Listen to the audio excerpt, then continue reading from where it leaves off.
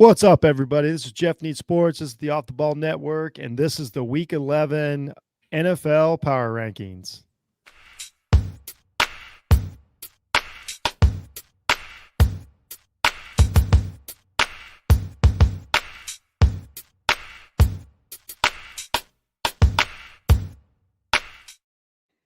What's going down, crew?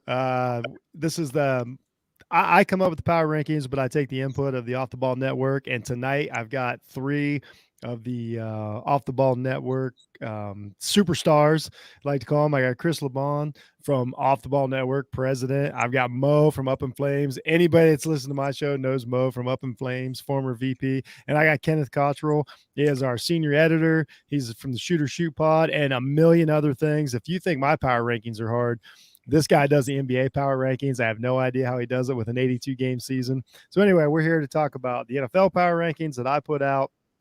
These guys are going to grill me on it, dissect me, and tell me where I'm right, tell me where I'm wrong.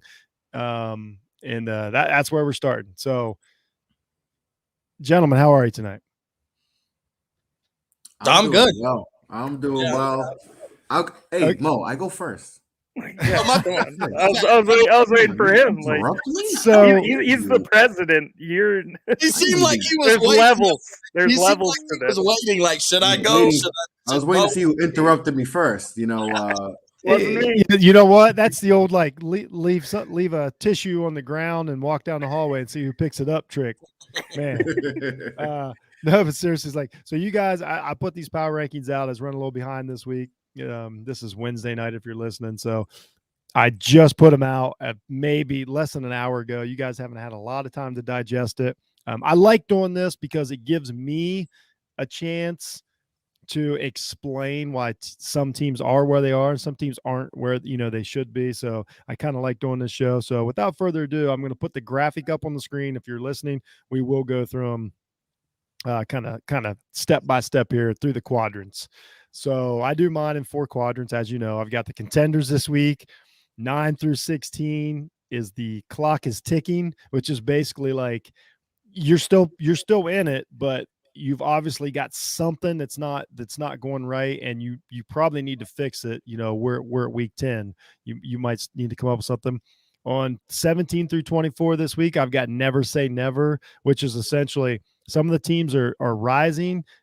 They're starting to run short on time, but the season's clearly not over, and some of them are maybe need to figure out what went wrong and if they can salvage a season. And then 25 through 32, I've got playing for pride. These teams clearly are damn near eliminated from the playoff hunt. Some of them are trying more than others. It's figuring out this is figuring out who your quarterback is. What do we got going into next year? And then some of them probably have outside hopes at stealing a wild card spot at the end of the year. So that's how we got it divvied up this year. So we're going to try and do this in quadrants to keep a little bit of focus, and then I'm going to let these guys go. So we're going to start with the contenders. So 1 through 8. So at 1 this week, for the first time ever, Jeff Needs Sports NFL Power Rankings, the Dallas Cowboys are number 1 this week. And I know we're going to bring it up before anybody brings it up. Yes, I saw the Broncos games. I have no idea what happened, but every one of these 32 teams has an unexplainable game. Even the bad teams have a game that's like, I have no idea what happened, and I can't make sense of it. But outside of the Broncos game, the Dallas has honestly been the healthiest and most consistent team, and they're in a division that gives them a huge edge as far as going forward. And this is all about winning the chip. At number 2, they got jumped this week by the Cowboys. It's the Tennessee Titans. They've looked great for a few weeks. They've beat some really, really good teams. But the fact of the matter is they don't have their star player in Derrick Henry. And at some point, I think it's going to catch up with them. But I don't think number 2 is disrespectful for the Tennessee Titans. Number 3, I got the Green Bay Packers. Mainly because I still think Green Bay can beat anybody. They haven't had a game yet to where I thought, okay, they're clicking on all cylinders. They're going to destroy people. But here's the thing about the Green Bay Packers. Their record is 8-2. The Cardinals took a bad loss. The Rams took a couple bad losses. So now all of a sudden we might be playing games in Lambeau Field in January, and that's not an easy thing to do. So the Packers, I've got them at 3. I got the Bills at 4. I know everybody tells me every week I just can't give up on this team. Like every time I think they're dead, they rise up. And then in the AFC, I still think they're the best team, and I think they're the most well-rounded team. And it's another team that I don't want to go to Buffalo and play.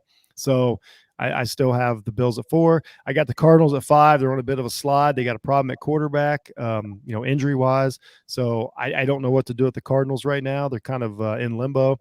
Drop the Buccaneers down to 6. I can forgive, a loss. I can't really forgive a couple bad losses. There's obviously a flaw with Tampa Bay. They're still going to make the playoffs. They're probably still going to win their division. The Falcons are coming. The Saints can surprise you, which they've already done. So I dropped the Buccaneers down to 6. This is a team that's on watch next week. So there's something missing here, and they need to figure it out. The Rams essentially are just sliding down. They slid down to 7. They're a really talented team. They're a really good team. I'm confident with their record they're going to make the playoffs, but they've also got some things to fix. And at number 8, out of nowhere, I still can't believe this, guys. The New England Patriots jump up to number 8. They look like world beaters last week against the Cleveland Browns. Mac Jones looks every bit the replacement to the legend. I can't believe what's going on. But when I watch the team, they really are good in most areas of the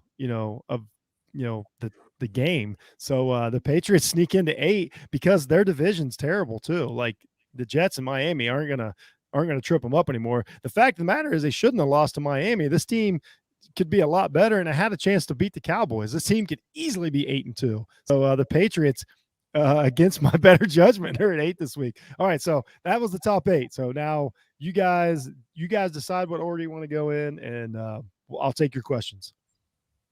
Yeah. Okay, Kenneth. No, I was pointing to Prez. I was letting Prez, you go first. Prez take it away. I will allow it. I thought it got established. It's a hierarchy system on this. Okay, we'll start with Chris LeBron. It's crazy how the Rams, how they look these last 2 weeks. Like, I think that's the biggest takeaway is the Rams just Stafford went from looking like one of the top MVP candidates, and the last 2 weeks he's looked like, I think someone said he looks like Gofford. They nicknamed him Gofford. He's looked like Gofford, and I'm like, wow, that's disrespect. The Rams had the same record a year ago that they do right now. Yeah, and listen, all like you mentioned before, Jeff, all teams. It seems like every one of these teams have gone through these little funks, like the Patriots. The beginning of the season, they didn't look good, and then now they look like world beaters, right? The Buccaneers look like they might go undefeated, and then they've tripped up the last 2 weeks. Cardinals, same thing too. Titans look like they without Derrick Henry, they would be nothing. They lost to the Jets, and now they look like with no Julio pretty much for the whole season, and they've looked good. So I know Mose and Kenneth are so happy that team from Dallas is number 1. But they've looked good too. So I can't. They had the hiccup against the Denver Broncos, but like I said, every team's had a hiccup. The bad teams have beaten good teams, and the good teams have lost to some bad teams. So it's just how this season's. It's just a microcosm of how the season has gone. So the top 8 is a solid top 8. The thing about the Rams that I don't like is they're getting pushed around on defense. We heard how this defense could do this and could do that. Sorry, and they're getting down quick, like 24. What are they down? 24 to whatever. They got down quick against a depleted 49ers team. But it's oh, y'all. Well, I'll see you. Mute. Okay, I'm sorry. God dang, I'm sorry. What an entrance, JP. I'm sorry. So, JP's ordering takeout. Hey man, I'm just trying. It's just meetings all over the place. I just got done. Thank God you didn't get your card number. Yeah. Yeah. Yo, 864. So for those of you not watching, the franchise JP from his YouTube channel has joined the show. JP, right now we're on the top 8. We're kind of going down through it, and Kenneth is about to tell me how much he loves me. I mean, I'll be honest. I love the top 8. I actually don't have a single disagreement with it because people are going to point to like forget the Cowboys at the top. Like we know that they're playing well. They're in a bad division. Like let's just not even talk about them for a second. The Patriots moving ahead of the Chiefs and Ravens, I'm okay with because I like the way that you've labeled it as the clock is ticking. The clock really isn't ticking on the Patriots comparatively to the Chiefs and Ravens. We know that both of them are in dogfights within their own division. They have a lot of tough games coming up. I mean, the Chiefs have Dallas this week, so that's a tough game in itself. But I like the fact that you've had the Patriots ahead of them now because they really do look like contenders in the way that they play. When we're talking about teams going into the playoffs, solid defense, good run game, don't turn the ball over a lot. I do believe that New England are true contenders this season. And, you know, I was one of the people that was not on the Patriots wagon for a long time. Like, I've actively picked against them the last couple weeks. And they've surprised me. Look at what they did last week to Cleveland, a team that's supposed to be doing that to teams. They had that happen to them. And it's like, it's crazy to me to see. And I agree, having New England at 8 is something that I never really saw. And then I like the fact that the Bucs and Rams got punished a bit for not just one bad loss, but a couple in a row. And the Rams get their bye week at a really good time, I think, because they have a tough number of games coming up.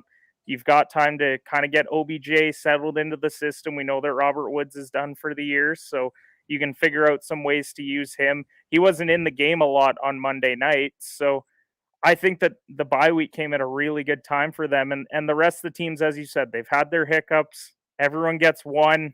The ones who had 2, though, they got punished a little bit this week. So I got no disagreements with 1 through 8. That's fair. Mo Murphy, what do we think about the top 8? God, I didn't think I'd have to hate on the Patriots so soon. I can't put them as contenders. Like, because of the word. Now, I get the separation, so I guess with looking at it, like, you know, Kenneth said, the clock is ticking. Like, it's not ticking but like the difference is the Patriots, we're so used to Bill Belichick and they're competitive. They got a good, their wins have been overrated, first off. Cleveland's not that great. And then with Baker's only getting more banged up, like, not to defend Baker, but he's only getting more banged up by the week. So at this point, like, he got knocked out of the game again. So Cleveland's offense essentially is going to be running through Case Keenum like it should have been. So maybe we could talk about Cleveland where Baker should have been or should have never been out there, whatever.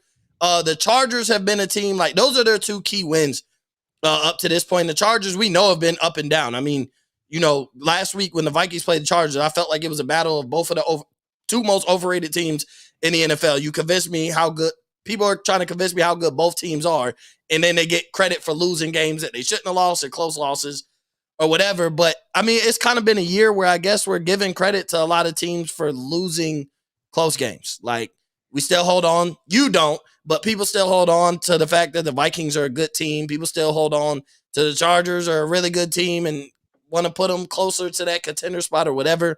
I just don't think the Patriots are contenders because we're going to have to see that we haven't really seen, I want to say, in a long time, is the fact that the Patriots might open up on the road in the playoffs. Do we know that they could get that job done? They win their division every year. What was it, once or twice? I could be wrong. I think twice. They didn't win their division, their Tom Brady tenure, when they went to the playoffs. So they're going to have to open the road against the Bills or the Titans or maybe even the winner out of the AFC North, probably the Ravens or possibly the Steelers, where they're going to go to a hostile environment and have to get it done.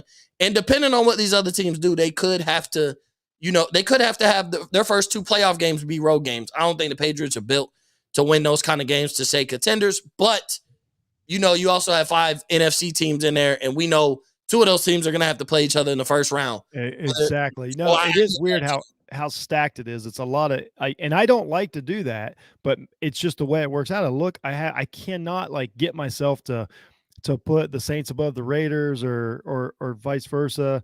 I can't drop the Buccaneers below the Patriots. It is such a lopsided, NFL right now. It's been really weird, but then I'm just like, no, it's, it is what it is. And we still have a few weeks. Like, let me tell you, when I get to week 16, I'm not going to have, 6 NFC teams in the top 8, because that's just not how it's going to work out.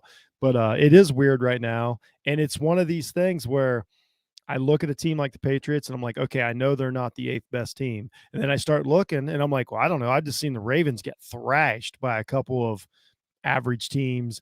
I saw the Chiefs play bad probably 6 times this year. The Steelers, just tied the Lions. The Colts, honestly, Colts and Patriots tomorrow, I probably give the Colts a 1-point, edge, maybe 3. But I also can't just do that and ignore, how bad they played early in the season. And then you start getting down like they've already beat the Chargers. They just destroyed the Browns. Once I do that, I'm like, well, shit, there we are. Like, here I am back at 8. It just is really, frustrating. JP, what do you think about top 8? You're still on mute. Oh yeah, you're unmuted. Yeah, it's a good list. I agree with Mo. I don't really see the Patriots as contenders yet, and all that. I could see them winning the division. I think that's fair. Fair. That's fair. They're on a 4-game winning streak. Could win number 5 if they beat the Colts tomorrow. Matt Jones has been playing really good football with the defense too, as well for the Patriots. So Bill Belichick has been getting these boys to be playing really hard. I like the LA Rams at 7. That was a disappointing loss to the 49ers yesterday, with everybody playing and Odell's debut. They tried a game plan around him, but it just didn't really work out, and they had to go back to another game plan because Deebo Samuel and Jimmy Garoppolo and that winning game, which is killing the Rams. I can't tell you. I am such a homer for the San Francisco 49ers that every time they win, I feel so much better. I don't know what it is about that team, but when they're playing good, I love them because I love Deebo Samuel so much. I love Fred Warner so much that when they play good the other night, I'm like, okay, I'm not as dumb as I thought I was. Like, this team is good. And I know what's going to happen. They're going to have an injury or they're going to something's going to knock them back out of it. But when they're playing right, they are so good. And we'll get to them here in a second. Oh yeah, of course. It's a good point. Yeah, that's a good point. And I feel like the Packers should be like number 2. Because Cowboys is obviously going to be number 1. I feel like the Packers should be like number 2 because they've been on a really good streak. I mean, Aaron Rodgers didn't really play because of that wasn't really. Those were 2. I really did go back and forth with those 2, but honestly, and I just how I do mine is I try to stay consistent, and I know I didn't do it with the Titans and Cowboys, but I try not to leap. But then I really started thinking about it. I'm like, I know the Packers can beat anybody, but they also they really didn't look good in beating a Seahawks team that didn't even look like they could score a point. So even though I agree with you, I'm like, Tennessee had a couple weeks there to where they beat some really good teams, and they look so good against the Rams. And that was essentially the difference, is just that their good has been a little better in the last couple weeks. Packers and Titans, if they play tomorrow, you're right. The Packers are probably a little better, but the Packers are in the NFC. And I do factor in what's your route to the Super Bowl, and the Packers route, all the NFC teams, their route's just a little more difficult. So there's the difference right there. Gotcha. And hey, this, it's opinionated show and everything. But yeah, I totally understand where you're coming from for that. But like I said, I like the 8 teams. I don't have a problem with it and all that. I just, I'm kind of, the Cardinals, if hopefully Kyle Murray and DeAndre Hopkins come back, from health and all that, that's the only thing. If for them to keep on sliding is health on them and just coming at the wrong time. The Buccaneers haven't been looking good the past 2 games, so they're kind of slipping, but they're kind of going to bounce back hopefully this Sunday. So we just have to wait and see. But in terms of the 8 teams, I definitely do like it. So, all right, I'll take that. All right, so. Let's move on 9 through 16, and this is the clock is ticking. These are teams that are definitely in the playoff hunt. Most of them are in the top 7 of their conference right now, but there's obviously a flaw there. There's some reason that they can't quite make it back up in the top 8. So at 9, Chiefs, 10, Ravens. I can't figure that team out yet. 11, Steelers, which is obscene to me to have them in 11, but I mean they win. I don't know what to do with this team. 12, Colts, a team on the rise, and I think that I wish I could count that Ravens game as a win for them, because I think the Colts at their best is a really good team. The Raiders are sliding down to 13. They're basically just the same Raiders that we've seen for 6 years now. Little underwhelmed with them. The Saints are hanging on, but they just don't have a quarterback. And I know that absolutely not having a quarterback comes to bite you in the NFL. Saints slid down to 14. The Chargers, once again, everybody is the most forgotten team in the NFL when they're really good. Okay. When they're bad, nobody really notices. Nobody is looking into what's going on with Herbert, the sophomore slump. I think he's a fine quarterback, but it's just one of these teams that nobody dissects because honestly, just not enough people care. So they're back down to 15, mainly because their record's pretty good. If they play their best, they can win. But I perceive them to continue to fall, by the end of the year. I got the Browns at 16. They're the bottom team in their division. When they play really good, they look really good. Their record has them in the playoff hunt, but they obviously need to figure out who they are as a football team, whether it's a Mayfield thing, whether it's just an all around offensive thing. There's obviously a glitch there. I mean, they got throttled by the Patriots. And typically when you're in a shootout like that, your quarterback would have 300 empty yards. And I think Mayfield had like 70. So just a complete bedwetting for the Browns last week. So that's 9 through 16. We'll go back to Kenneth here. What do you think about the next 8?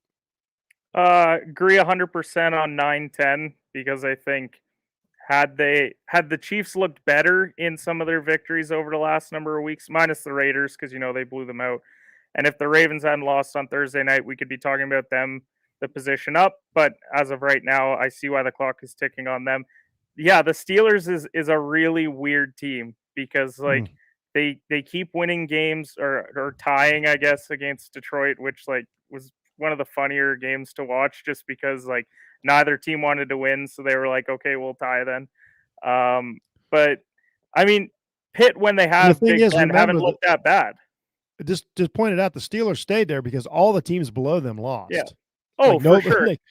And that's why it's so tough to rank them. Because you got the Colts, you got the Raiders, you got the Saints, you got the Chargers and the Browns. Nobody took the opportunity. Colts jump out to a big lead on Jacksonville, and then we're like, wait, did Jonathan Taylor just stop existing? What are you doing here? So I understand why Pitt's there because as you said, you can't drop them below Indy, who didn't look great in that division game. The Raiders just got blown out, so that's why I think they're going to continue to fall.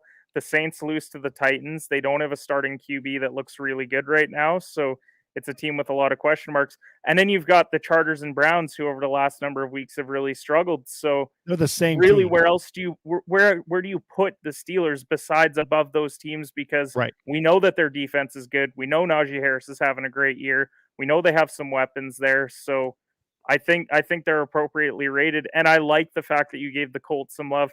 I know when you look at the Colts early in the year, people forget that they played a really tough schedule right out of the gate.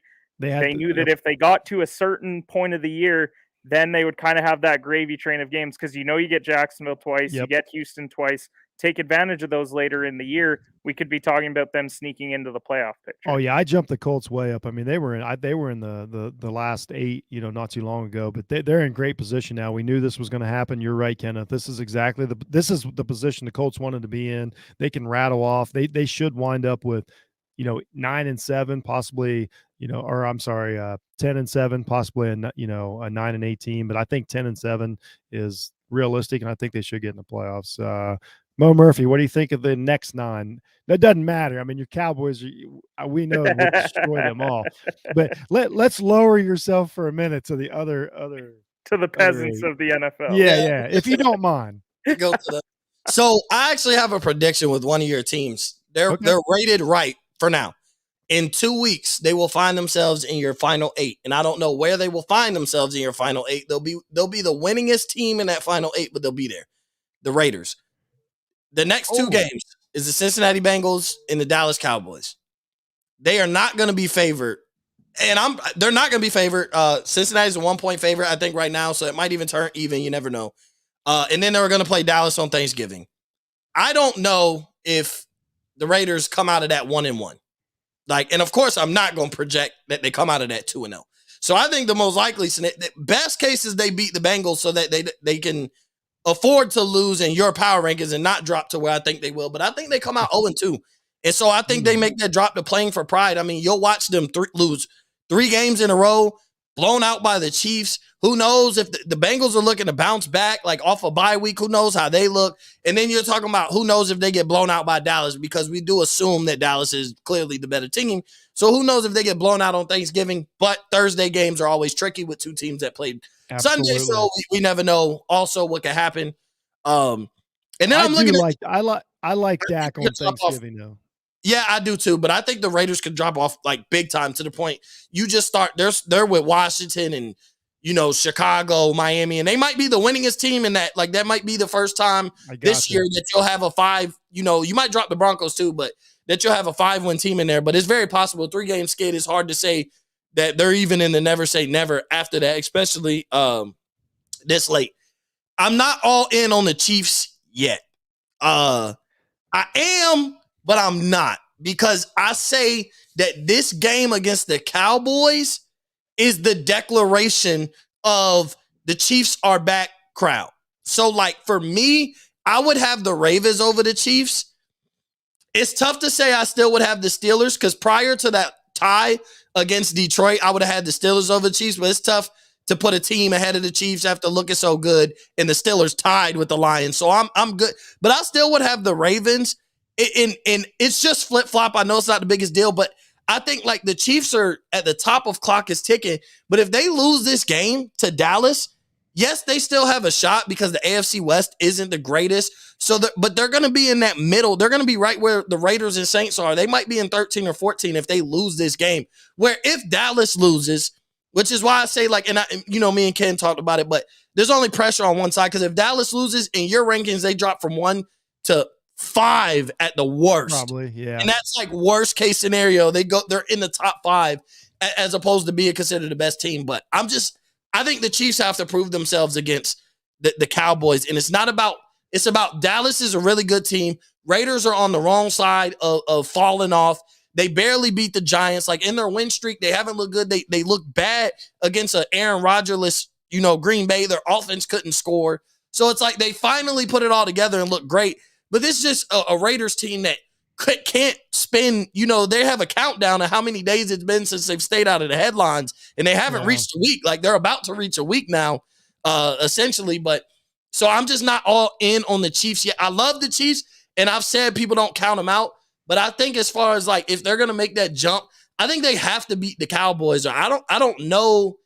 It's going to start depending on what other AFC teams do, but obviously everybody's going to be watching that Cowboys-Chiefs, but I think everybody needs to be watching it for what the Chiefs do, because if they lose, like I think that's going to change how you evaluate them essentially for the rest of the year, except for the fact you give them the benefit of the doubt that the AFC West isn't that good. And because what I think will come out of that game is the Cowboys will win, the Chiefs will look good, and I'll leave them both where they are. That's my guess for that game, because I do give credit. Like if I got you 9, I got the Cowboys 1, and as long as you play like the 9 team, like you should lose, but you should look decent, and I'll feel good about where you are. That's an interesting one, because I think there's something to the Chiefs and Mahomes losing grip on being the absolute, head and shoulders above every other quarterback in the league.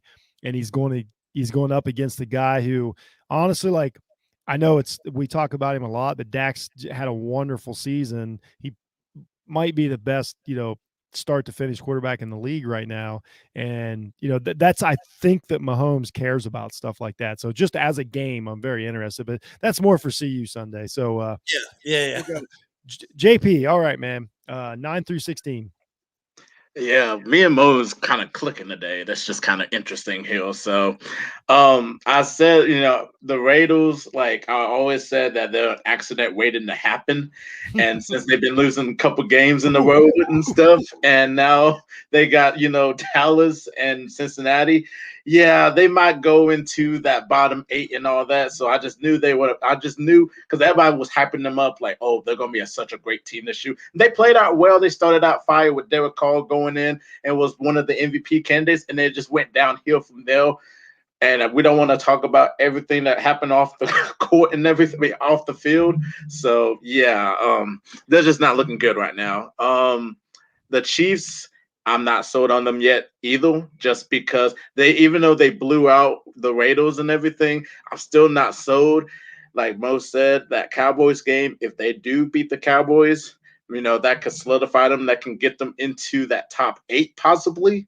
Because I could see one of those teams slide in from that top 8, but it just has to depend if Patrick Mahomes and all of them play. And I always said that, like, Andy Reid, he's always in the slump, like in these games, like in like the middle of the season, and then he comes when you have to coach. He goes back out and just starts winning. It's just like it's just weird. It's just weird. Yeah. The Ravens are just a weird team. I just don't understand about the Ravens at all.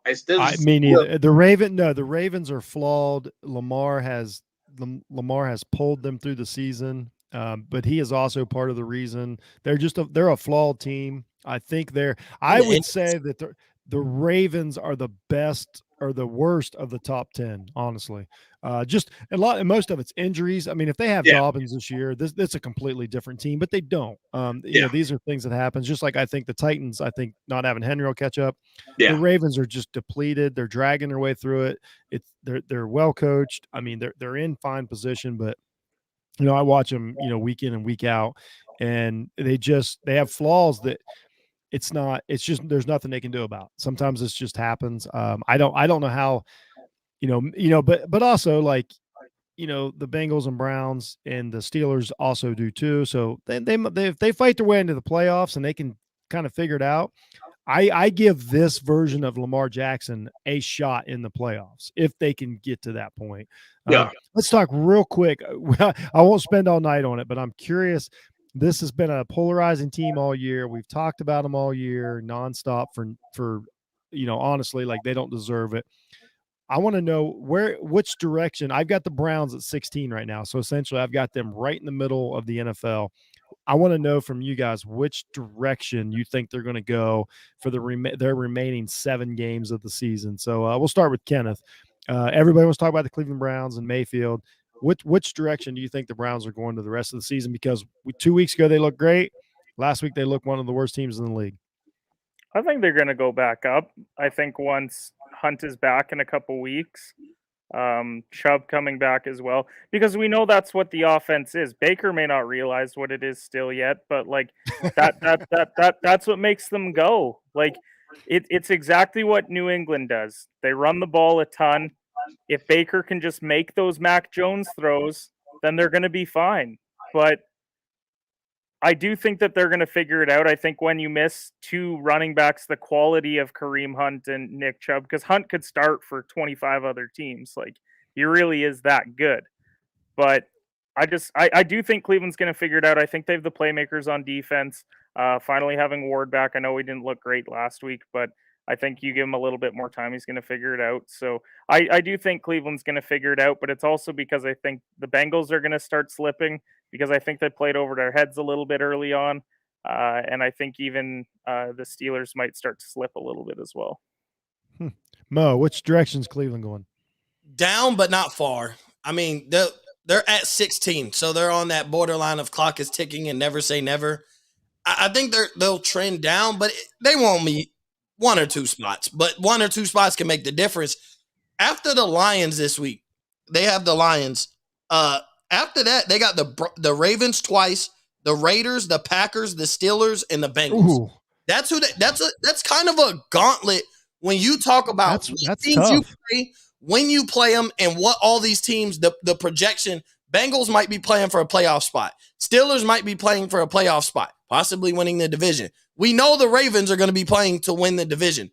The Packers, because the whole NFC, unlike any other year, those top tier teams, not only are they going to be playing like the teams who aren't going to get the first round bye, if that ever comes out, we're like, okay, we know.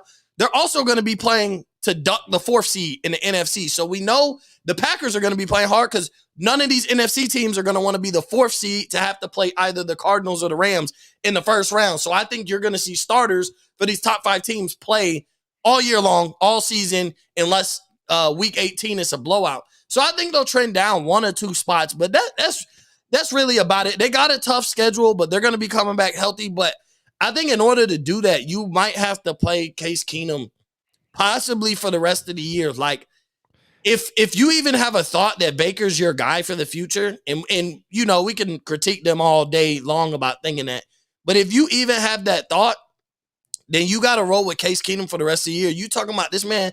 He is like he keeps getting banged up by the week. He sit out series. He sits out plays. He comes limping off, and we're like, when are you going to pull him? When are you going to pull him? He's already not that great. Then you just want a 55% Baker Mayfield, like 100% ain't even that good. Sometimes you just have to sit him down for a couple weeks. Like, it may not have to be the rest of the year, but give him a couple weeks to say, Baker, do you want us to make the playoffs or not? Because if you this was worth just the backhanded comments. I love the backhanded compliments to Baker. But it was just one of those, like, you're watching your guy get beat up. Like, come on, man. Yeah. Like, well, sometimes you get beat up because you don't know what to do with the football. But anyway, JP, which directions are the Browns trending? I swear, me and Mo's been clicking today because that's exactly what I was going to say. Again. It's just like the Browns will go down, but not that much.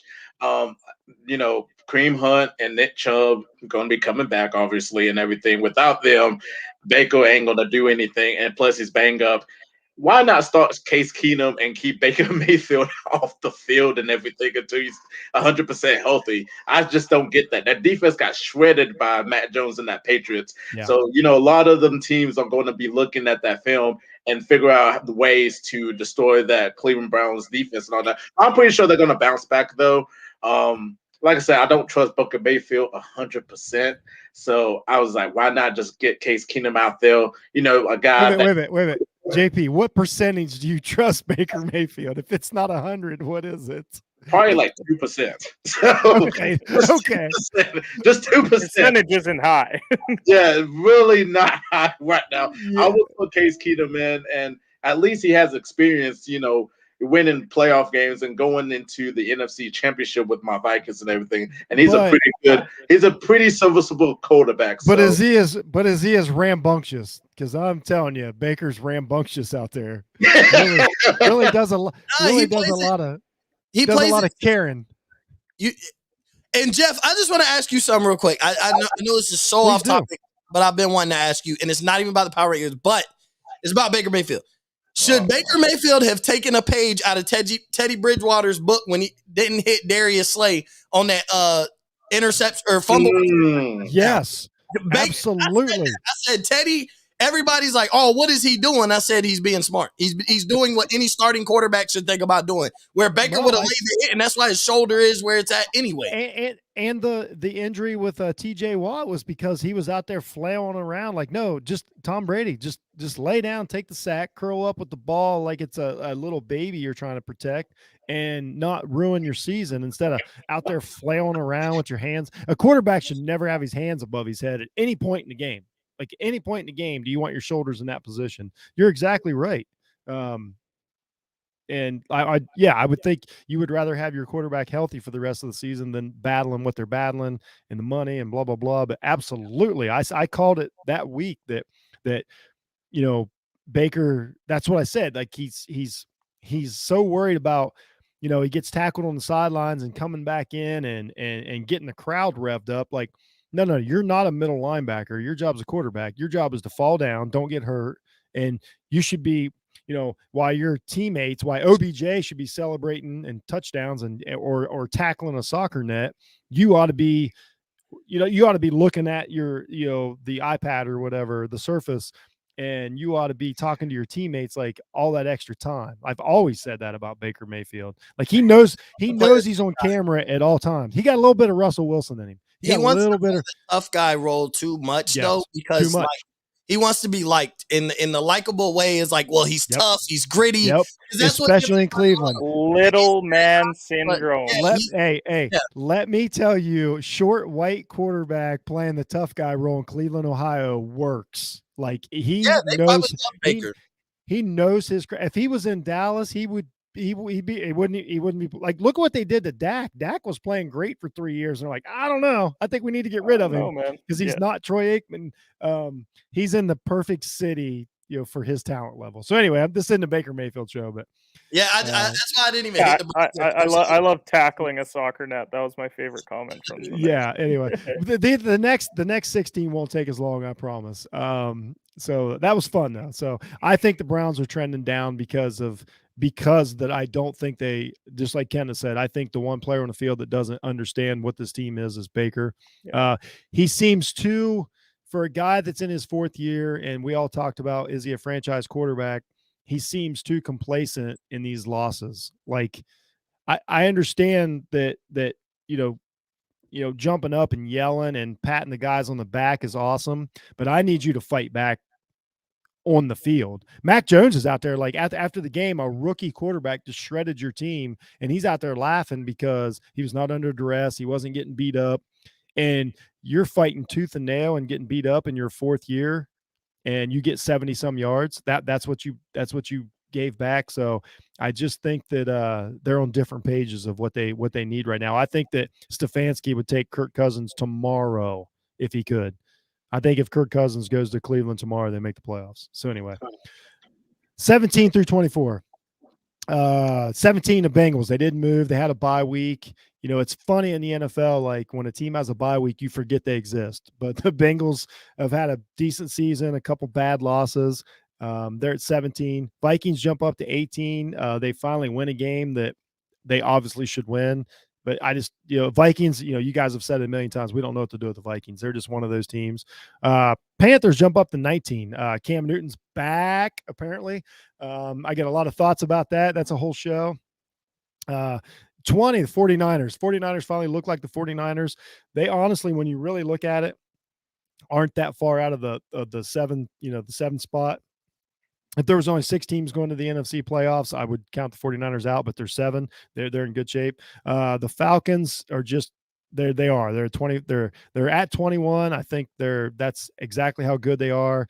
They might win, they might not win on any given week. They're in a bad division. I do think they're in the fight for that 7th seed, but I'm not too excited. Eagles moved up. I think they're almost out of the playoff race, but they really, like, when they look good, they look pretty good. Hurts seems to get a little better every week. So I give a lot of weight to quarterbacks. He looks like a guy that's starting to play, starting to kind of figure it out, which is awesome. I couldn't root for somebody more. Seahawks dropped to 23. I think the Russell Wilson,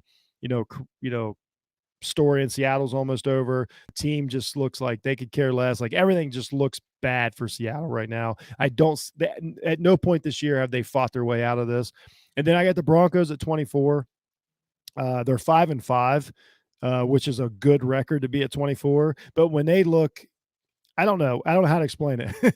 I don't want to say when they're winning, but when they're not winning, man, they just look bad. Like, they look like they can lose to any team. They're in a tough division. I don't see how they can jump the Raiders, the Chargers, and the Chiefs. So they're just kind of buried in their division. I know it's too low for a 5-5 team, but man, when they're bad, they're bad. When they're good, they're great. They beat the number 1 team on my list. It felt like by 100. So I don't know what to do. So real quick, we'll go through 17 through 24. Kenneth, do you care about any of these teams? You know what? Let's do this. This will be a little more fun. You tell me which teams you think can get to the playoffs out of the 17 through 24. 17 through 24. That's tough. 2. I think realistically the Vikings could, because I just think the way that Kirk has played this year, we can talk about all the close games that they've lost until we're blue in the face, but ultimately they lost those games and they got to figure out a way to start winning more of those games, not just the Chargers win moving forward. And I'm not ruling out Seattle strictly because they have Russell Wilson. Like, if Russ gets hot for 6 weeks, I could see them rattling off wins, because we talked about this on Overreaction Monday. You look at that NFC playoff picture, especially in the wild card, there's no teams there outside of the 5th seed, because we know that's going to be either the Rams or Cardinals likely. But when you start going 6 down the list, like, the Panthers, like, yeah, Cam Newton, sure, great story, but like, is it sustainable long term? I don't think so. We'll cover Cam Newton here in a second. I'll give you a shot. Okay. Saints, not sold on Simeon or Hill. Doesn't really matter to me which one's at starting QB. So that's where it starts to open up, where it's like, okay, well, I like Kirk Cousins. I really like the way that Russell Wilson's playing. Could I see these guys rattling off some wins and get into the playoff hunt? For sure. And last point before I throw it over to Mo, I 100% agree on the Broncos being at 24, because when they play bad teams, they beat them. but when they play good teams, they don't even compete with them. They don't even come close to competing with them outside of that Dallas win.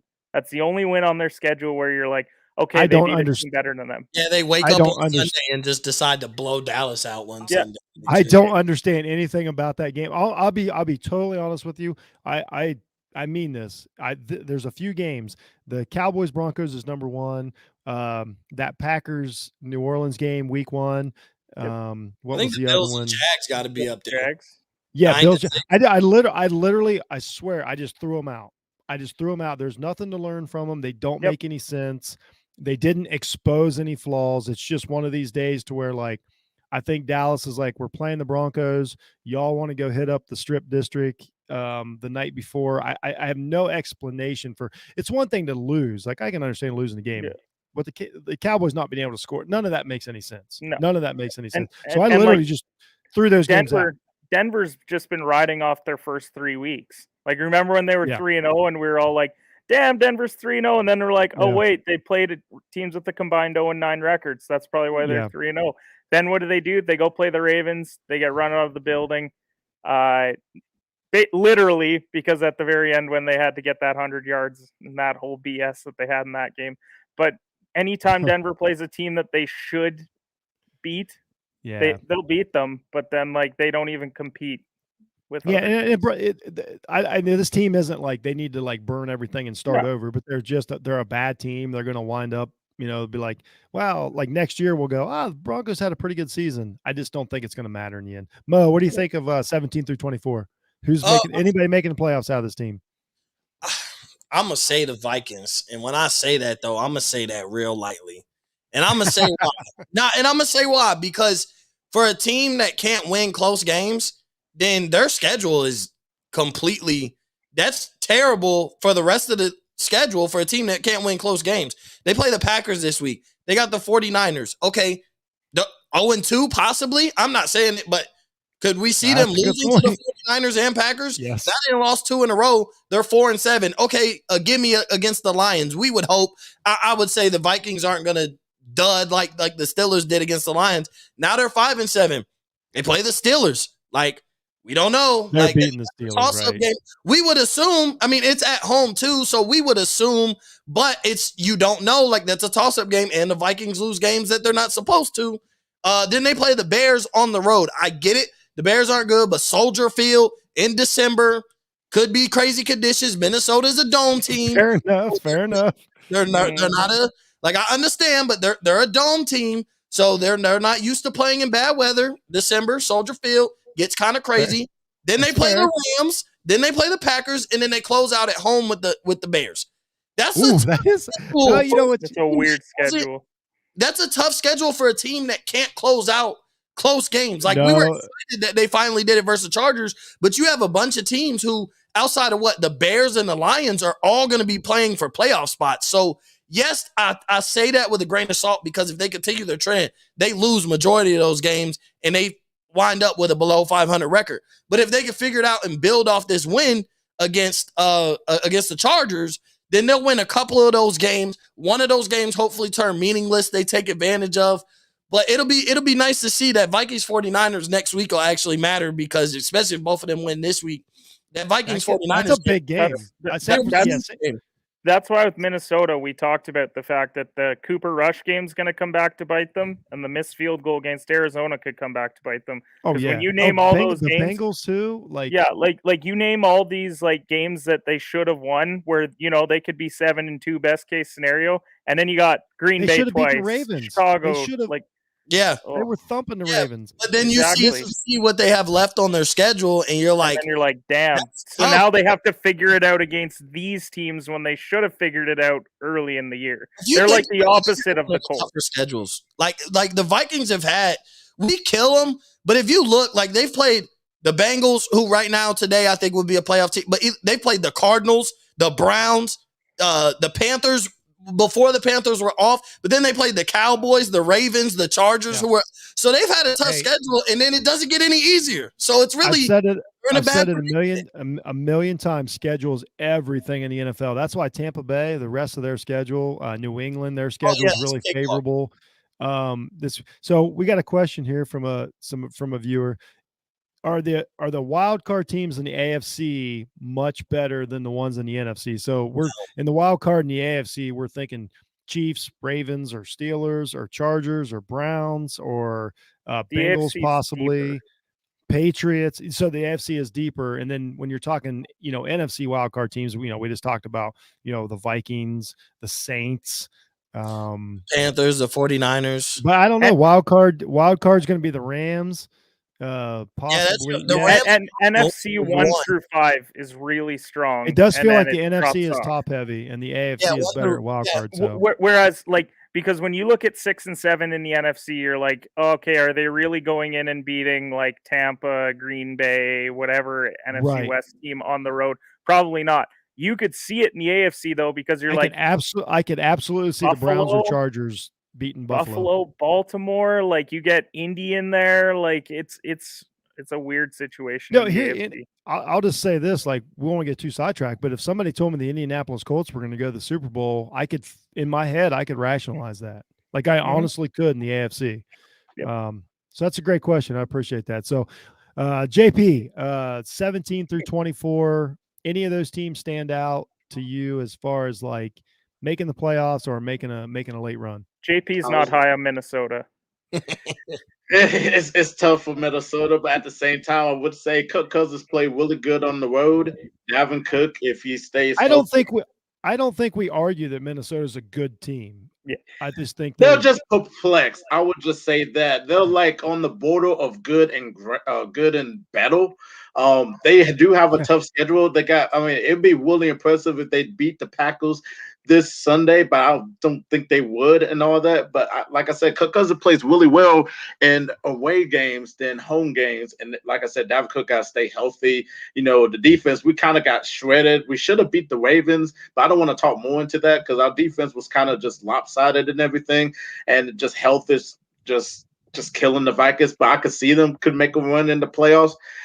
Another team, possibly the Panthers. They're 5-5 right now.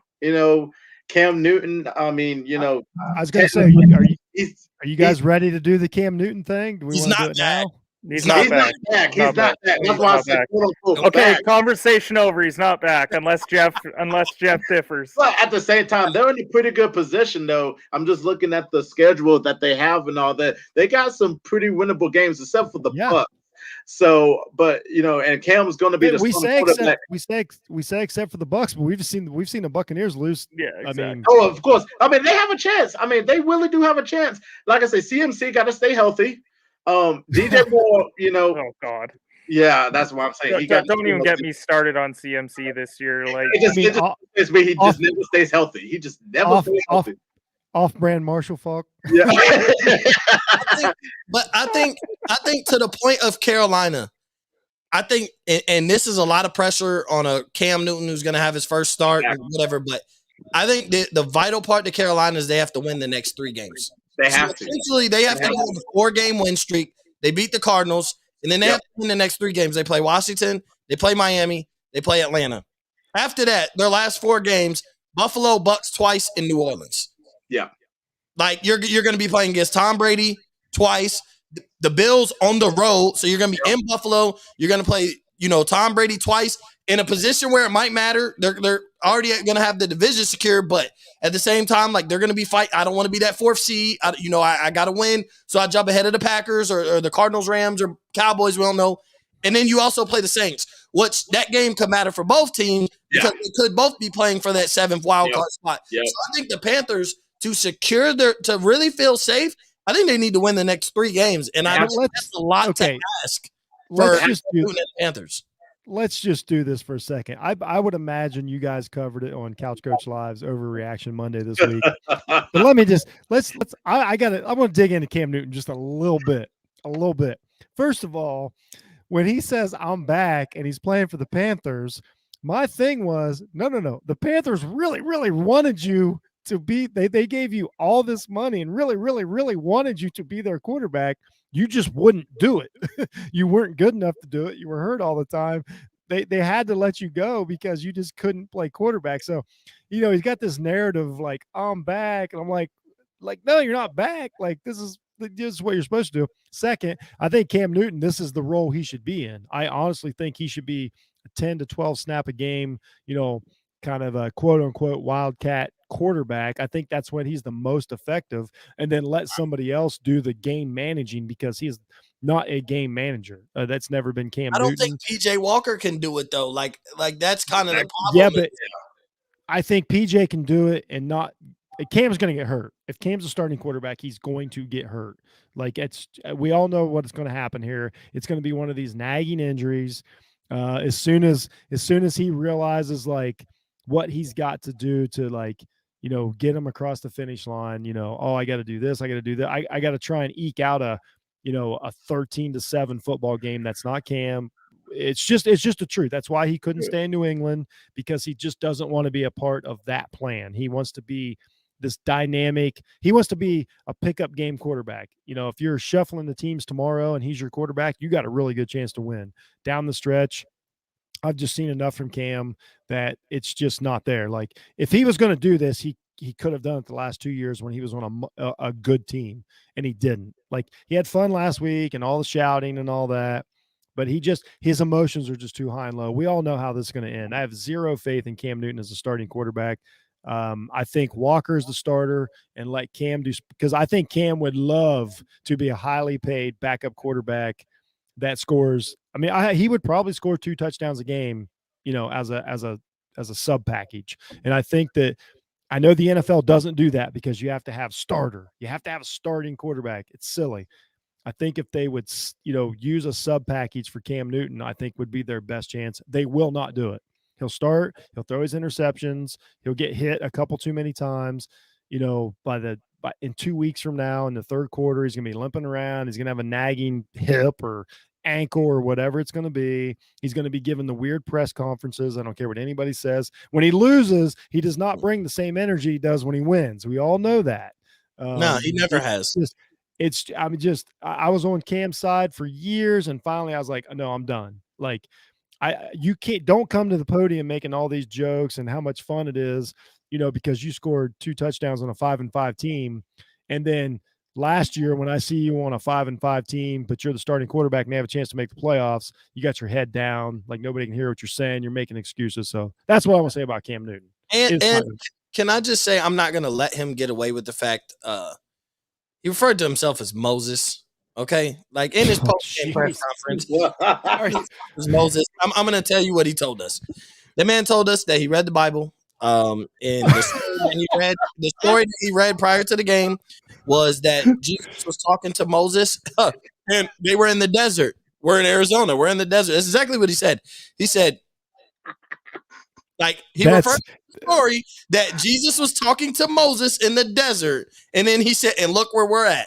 We're in the desert. If that's not he's referring to this reference, then I don't know what it is. And I can't let him live on that. Like, no, bro. Let me be clear. Let me be clear. No Kyler Murray, you're not Moses. Let me be clear. I want all of this to happen. I want Cam to be in the NFL. I want all this crazy. I don't want him to not be in the NFL. Like, I think he's a. No, I think Cam Newton. Moses? Everybody loves.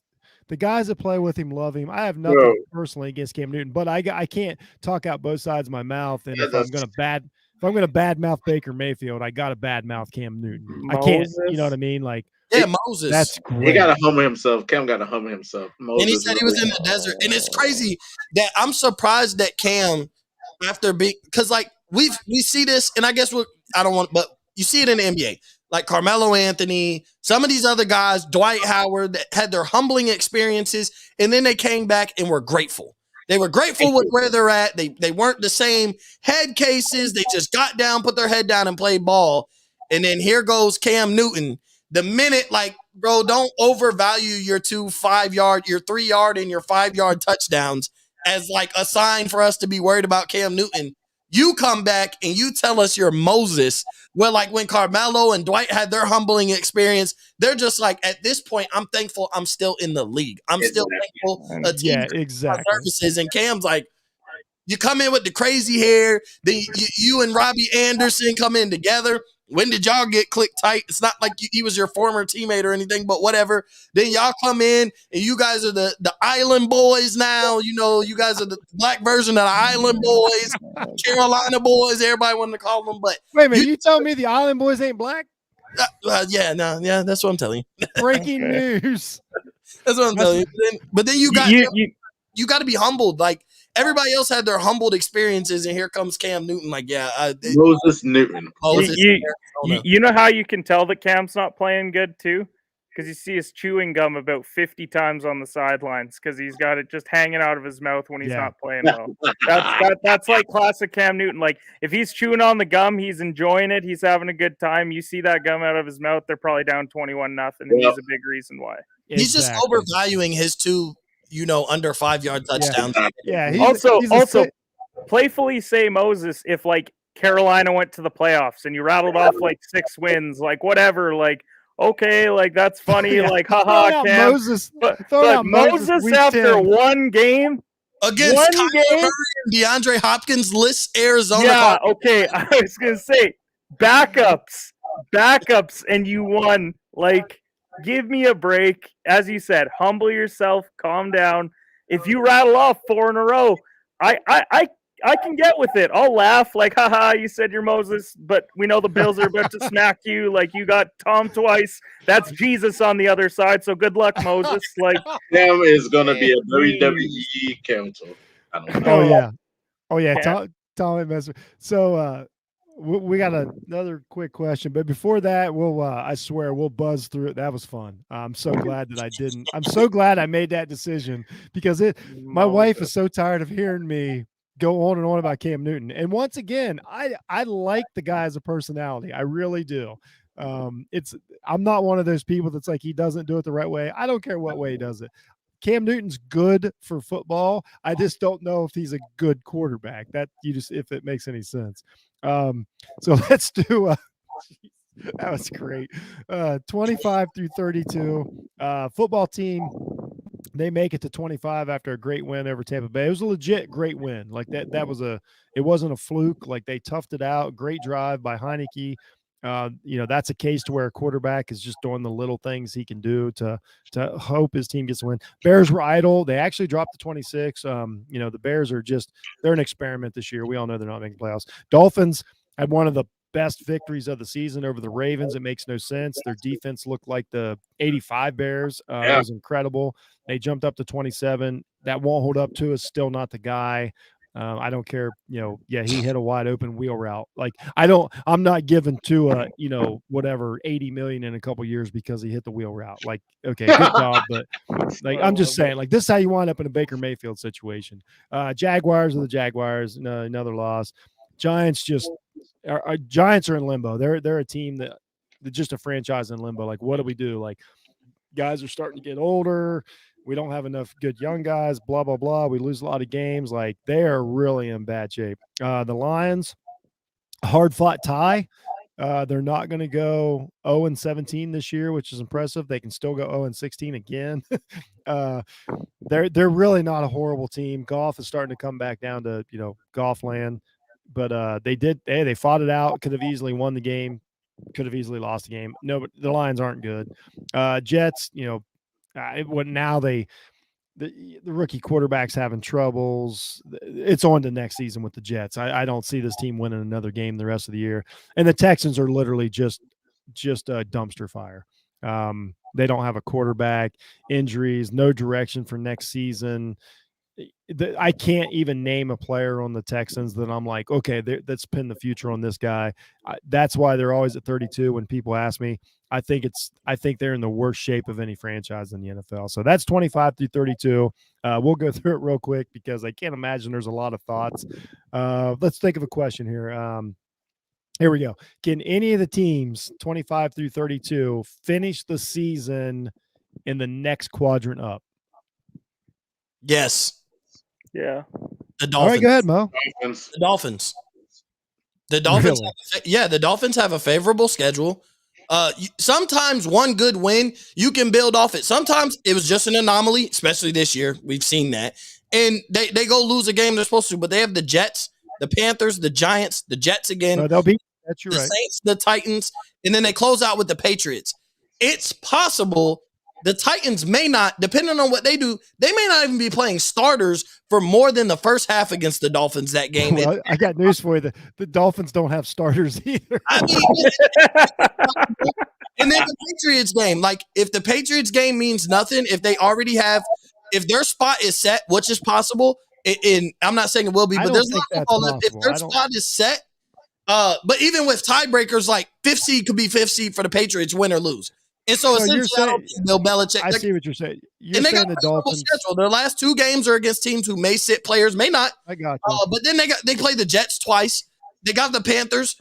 I mean, we don't know what can happen. Cam Newton's either back or the 85 Bears goes back up again. Like no, you're right. If they bring that defense from last Thursday night against Cam Newton, they'll win that game. You're 100% right on it. That was. I think they can move up for the simple fact they have a favorable schedule, and I think you're never say never. Like, okay, I'm not. I like that. I love. As a Dolphins fan, like I can't wait from that game. Like they look. Okay, they got a chance. Listen, Cruz. Listen, Cruz. No. They have a terrible schedule though. Like they've been playing without. Mo, they're gonna win 6 of 7. They're gonna win 6 of their next 7. Mo. I'm not stamping on that, but they might. Okay. I'm glad you're not putting house on that one. The Dolphins finished 8-9. I'll go. The Dolphins finished 8-9. Wow. I wouldn't put that quarter on my table on that. I'm there though. The Dolphins finished 8-9. All right. Kenneth, I think Washington could. Mo is clearly delirious. Do not give Washington credit. They lose this Sunday. Stop it. Okay, so we'll switch it around here, Kenneth. Who's the best team in the bottom 8? Well, it's Washington. It really is. I think so because I think they got Gibson going. Like he even going up against that tough run defense, he punches it in a couple times because that's what you need him to do. You need the running game to get in the end zone. Terry McLaurin looked pretty good. I think Heineke is one of the better QBs in that bottom half. Like, yeah, he's not great, but he's not bad. So he's not Jared Goff bad. He's not whatever Jet starter you want to roll out this week because there's like 4 of them that could start any given week. I mean, he's better than Baker Mayfield. Yeah, he is. I mean, I'm just saying this year he is. This year 100%. he's drastically better than Baker Mayfield. So come on, guys. But to Mo's point as well, like he talked about schedule with the other team. They got the Eagles a couple times. They got the Giants. They got the Raiders. The Raiders haven't looked like world beaters lately. Wouldn't shock me if Washington wins 2, maybe 3 of those games.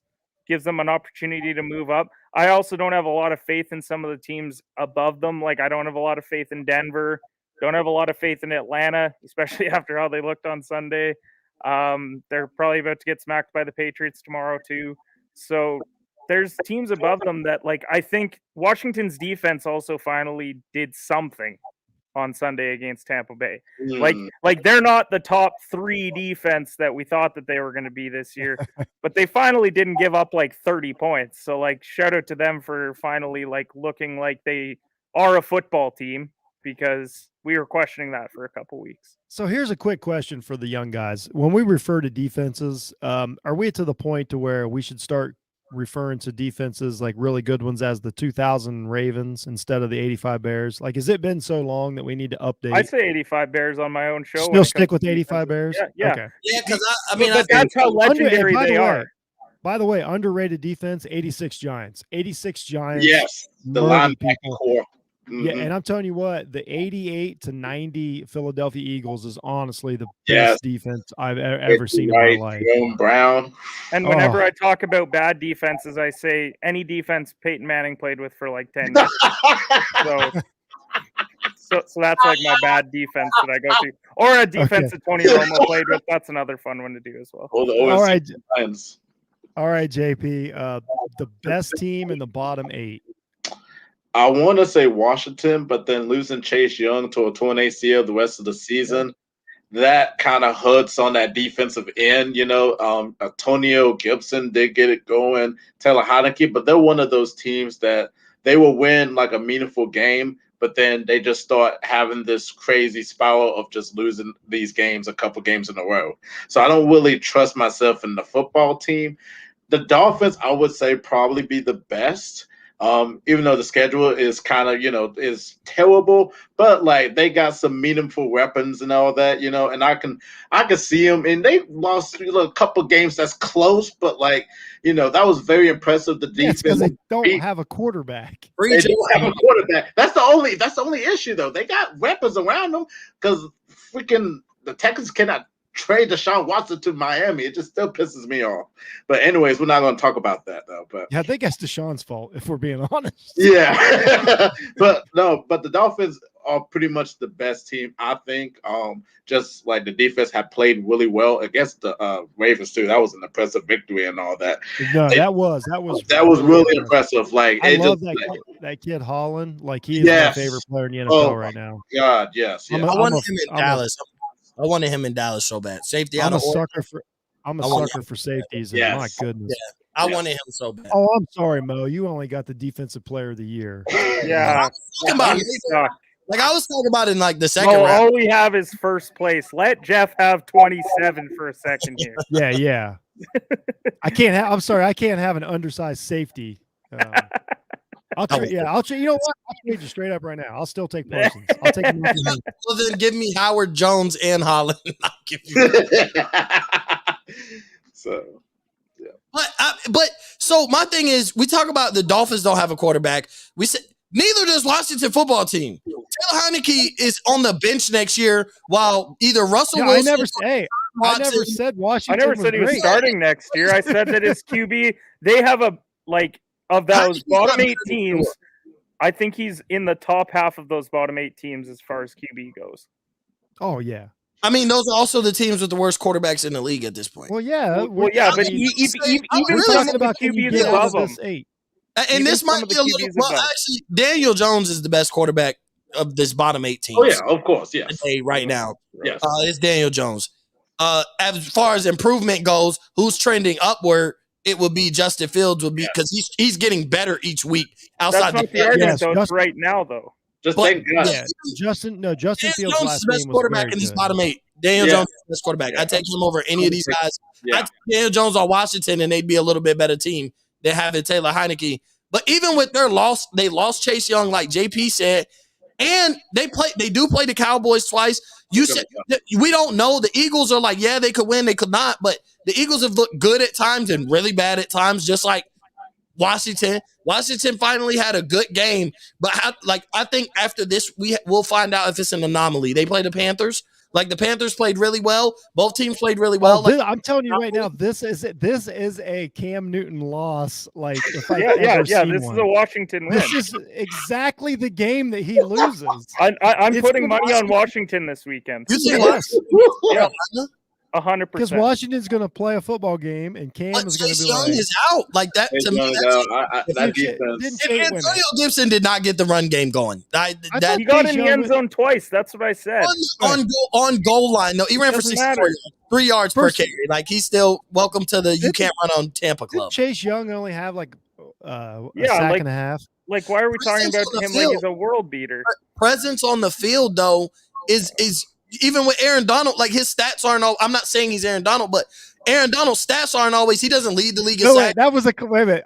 Let's recognize we got our first. I'm not saying, which is what Mo does when he's saying something. So he's saying is as good as Aaron Donald. I'm not saying that Chase, but what I'm saying is like if you look at like he only has 1.5 sacks, but like he's the defensive end that he would be. And Montez Sweat is eating because of that. Like Montez Sweat is having a better year because of who Chase Young is on that side. Now you get on Montez Sweat. Yeah, like Sweat. Now he doesn't become a monster. Now what? Like that changes the whole pressure that they get on quarterbacks, which they did a really good job of last week. Yeah, I think Washington's going to have more wins than Miami.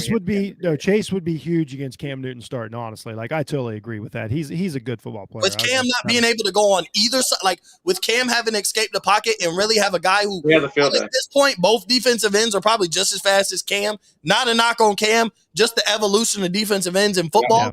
They both might be able to catch Cam. They both might be faster than Cam today right now. Yeah. So with taking that away, now they can double team Montez Sweat, and they have another side of the field where they can escape the pocket and send No, their I run. agree. So Gone. that's why I look at Washington and it's like they can't. I don't see a way where they really build off this, and they might beat the Panthers. They really might, but I don't see them building on the rest of the season off this win against the Bucs. Like you don't know what Eagles team you get. You do have the Cowboys twice. You hope you go 1-1 at that point, but just some of their like. I don't think they're making the playoffs. I don't think they're making the playoffs, but I think them. I mean, just like I got it, I think them, the Bears, and the Dolphins. What you say about the schedule for the Dolphins is favorable. I have no idea what's going on with quarterback down there between Brissett and Tua. None of it makes sense because I don't know why, if Tua comes in and looks good, why he's not starting. I've got so many questions about things like that. He's just not. He wasn't the guy. captain. That was the start from the. That was just cause of well, concern from the yeah, beginning. but hey, I'm on board. Like wasn't the if we're gonna cut bait, let's do it. Let's not drag this out for this stupid 4-year thing. That's fair enough. So we lost.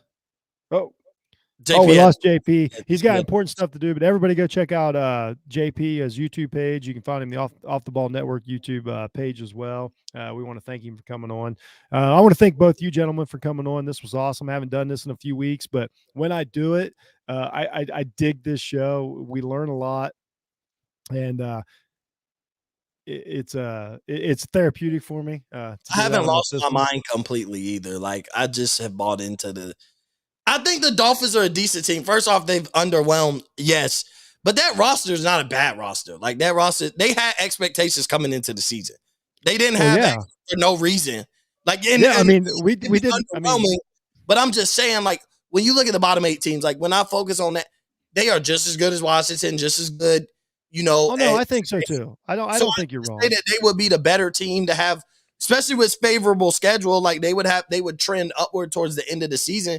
Especially Brian Flores might be coaching for his job. So I don't know what fire you can light under a team's butt that's not going to make the playoffs. But I also think Brian Flores, I think what rides on his career, he doesn't make it to their bye week next year if he doesn't trade for Deshaun Watson. If he doesn't end up getting Deshaun Watson, he doesn't make it to the bye week because Flores is going to buy him some time the classic way, like move on to the next quarterback. He's going to have to get Deshaun Watson. Yeah, if they got Deshaun Watson, this team, it changes the whole aspect of the AFC. Like, and again, I want to preface this: everybody listening, everybody watching. It's because I'm not saying I want Deshaun Watson to be innocent. I want it to have not happened. That's why I want him to be innocent. Like, I don't want him to get off. I want him to be innocent because it didn't happen. I always want to clarify that when I say that because a lot of people are like, I don't want him to get off on a technicality. I want it to have not. No, I want it to come to find out that it was a lie. Yeah, if it happened, go to jail forever. We'll move on. You know, I'd rather have two. No longer be talked about. Like you'll be the breaking news. If you're a creep, you're a creep. Yeah, I just always want to clarify that on the show that I'm not one of these guys that's like, oh, I hope they find a technicality. No, for football, I don't want Matlock. Yeah, I don't want Matlock like pulling something out of his ass. Like I either want him to have not have happened or to be guilty. So man, you took it back old school, man. I used to watch Matlock with my grandma. Oh yeah. Matlock's the shit, man. I grew up on that. That's how do you think I learned to argue, man? You took it back. You took it back. Matlock. He's my OG, man. All right, gentlemen. Kenneth from the Shoot Pod, Mo from Up in Flames. You guys are awesome. Everybody go check out all these guys are doing, with their podcast, with the content on Off the Ball Network. They got a lot of stuff going on. The NBA season's heating up. I believe both you gentlemen are on Dash Radio every Monday on Off the Ball Network Dash Mondays. He be on 3 times when I put him on.